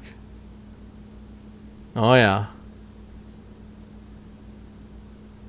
Oh, that is a brilliant idea, Zach. Huh. Well, I guess that would work for any unit. Because essentially you're going to make the Ironbreakers 32 melee attack go up against 1/3 of the melee defense of the unit that they're fighting against. Huh. I wonder if I could ever pull that off. That's a really good idea. 58-13. 58-13. 1058. And 3688. Okay, so we'll pull that off. 18. All right, here we go. So far, I haven't got to the Ekron Miners and Longbeards right now. So the White Lions versus Miners. Miners with blasting charges, Dwarf Warriors, and Dwarf Warriors with great weapons. They pull 160 gold off of Dwarf Warriors with great weapons, 184 after basic Dwarf Warriors, only 49 off of Miners with blasting charges, and 109 off of basic Miners. You're paying at a maximum 16. You get 16 seconds per gold with the Miners, and then 22 seconds per gold with the Miners with blasting charges, the Dwarf Warriors. So right now, it's looking like Miners with blasting charges are the best choice against White Lions in terms of the cost per time held, because they're holding for an average of 89 seconds. The Dwarf Warriors are holding for an average of 99 seconds, but they cost 50 more gold. And the Dwarf Warriors with great weapons are holding for 88 seconds, so a little bit less time than the Miners with blasting charges. And you could genuinely make them last longer. If you really want to play with formations and stuff. Orca Boss, Longbeards with great weapons so far performed the best for me. Really? Be interesting. Well, I got that test coming up. The last time I tested Longbeards with great weapons against White Lions, they got freaking demolished. So we'll see how that test goes. So I have them coming up. So I have Ekron Miners next, Longbeards, then Warriors of Dragonfire Past, then Longbeards with great weapons. Then we got Slayers, Grumbling Guard, Hammers, Dragonback Slayers, Giant Slayers, Ironbreakers, Peak Guard, and then Norglem's Ironbreakers. So those will be the next ones. See, like, if I wanted to, like, we'll end the battle and we'll get a unit. Orc Boss, 826 veteran Longbeard holds lines forever. Yep, they sure do. We did that test last night and they are freaking awesome. Yeah, and Lions will come out with only 10 models left if they're winning. Rank 9 Longbeards beat the Lions consistently. Yep. So, continue. I'm going to try an Orc Boss technique here. We'll see. Okay, do I get you? The Miners. Sorry, you. Miners Splashing Charges. I want you to be the High Elves. Okay, now, White Lions. We got our... So just I want to see curious. 750 Longbeards will lose to the Lions, but can dish back a lot of damage. Okay. Vaughn Thomas. I think some of the new dwarf characters will change the way we play. The Ranger, Guerrilla Warfare, and Old Engineer Traditionalist, cheap Quarterers, and Old Ruin Priest, very powerful runes. But yeah, I think getting to a point where you can genuinely have a really strong Dowie Vanguard will be really good. Okay, so I get to here. Okay, get these blasting charges off. Okay, get the rest of your blasting charges off. Do it.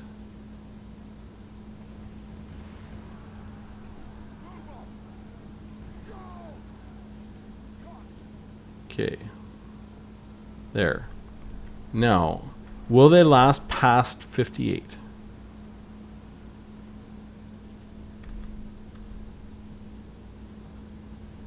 So they'd have to last past 58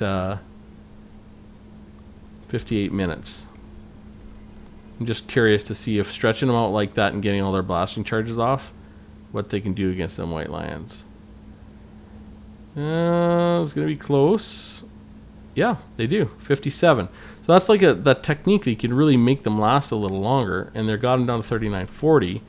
So you look here, miners with blasting charges, they were getting them down to sort of that 3900 level, and they had no battles that lasted past that 58 minute mark. So, trying to use that technique to sort of we're gonna say push that fight your way a little bit is not a bad idea. So, anyways, next, I guess, I'm going to end the stream here. Next time we come back, we're going to look at the Ekron Miners versus the White Lions, the Longbeards, and I've already done some testing with Longbeards with chevrons in the last stream, late sort of bonus testing, and Warriors of Dragonfire Pass. I just want to find the Warriors of Dragonfire Pass really quick. One more test, really quick. I'm not even going to take the data. I just want to see if the Warrior of Dragonfire Pass can beat the White Lions. I did a calculation today, and it looks like they can beat them. I'm not saying they will, but the calculation says they can. It's possible. So let's get them. Warriors of Dragonfire Pass. Still a lot of models engaging. Yeah, you need to stretch them really thin. Only the tip of the ranks engage, so the other player will have to spend actions per minute to get around them. Yeah, Sven, sleep well. Thanks, buddy. Work boss that opens up for the better firing solution. Okay, so here we go. Warriors of Dragonfire Pass versus White Lions of Trace. Let's see if they can beat them.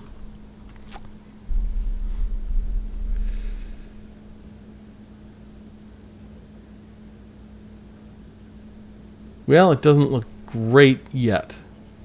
But if they can get them past that freaking martial prowess, that like the high elf infantry just takes such a nosedive at that half health point, they can start winning. But they're losing like 40 models to 15, and they're not going to come back from that. Huh. Okay, I'm gonna have to play with the calculation. Maybe I got something wrong there. So they just got the martial mastery off. And there they go. All right. Well, and one more, just because it was asked, Ironbreakers. Just a quick bonus test. Let's see these Ironbreakers do against the White Lions. I'll stretch them out just for fun to let them get off their blasting charges. I want to see how those blasting charges can do against the White Lions as they come in. Just for fun. I'm going to do the full set of tests tomorrow. Their blasting charges are quite powerful. Now, do they set them all down? No, they don't. The thing is, they have charge defense against all, which really does make a difference.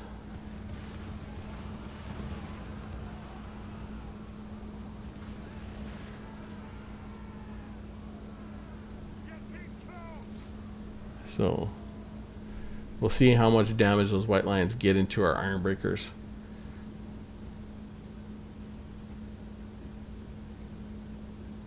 Oh, 1 kill, 15 to 2, 20 to 3,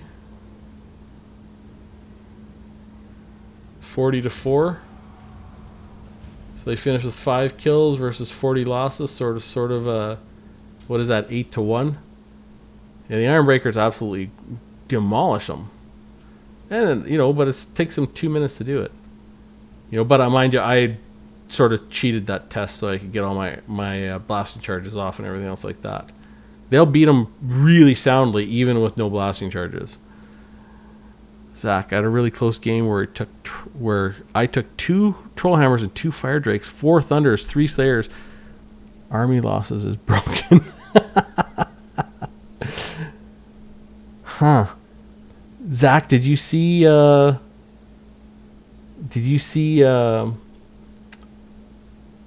Shetland Apache's build there versus High Elves? Freaking crazy build. Really, really good. Really interesting. I'm definitely going to do that one too. One more try rank 9 veteran longbeards. Rank 9 veteran longbeards, I tested them last night. They will win every time, just like you said.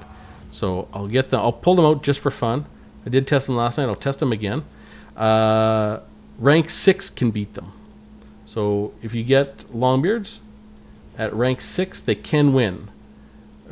At 9, they'll win every time, just like you said. Half HP. Okay, we'll see it. I didn't really pay attention. I just wanted to try. Like this.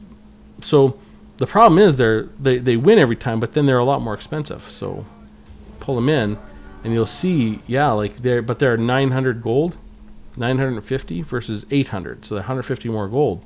You can see they're never losing, even with that charge bonus that they have. I mean, maybe they're 700 health more, 600 less. Now there they go. Now they're winning. The Longbeards are winning, and they still have martial prowess. Once they get off the edge of that martial prowess, they're going to hit it right here for very soon, and then they're just going to tank the rest of their health. There, it's gone. Now this rest of this fight's over. They're really, really good. Yep. And Longbeards like that are really, really good against Spearmen. They got good mass. They got charge defense against large. So just as a... beat them, and they have 2,600 out of 6,400 health left. That's very good. Yep. So, Aurora Boss, just as a spoiler for the high elf build I've got right now that I'm sort of working on the framework, I do have Longbeards with 6 chevrons, but I only have 4 of them for the front line. That's sort of one of my framework builds so far. But so, anyways. Yeah, the reason why I say this is because I fought 6 rank 9 Longbeards recently and had a lot of trouble. Cool. So anyways, that's the end of the stream. I have to get to bed. It is past midnight here in the Great White North. So I'll see you all. Thanks for the comments. Thanks for chilling out with me and doing some testing and making the time pass by. I really do appreciate it. So, yeah, that'll be that. Have a good one, guys. Bye.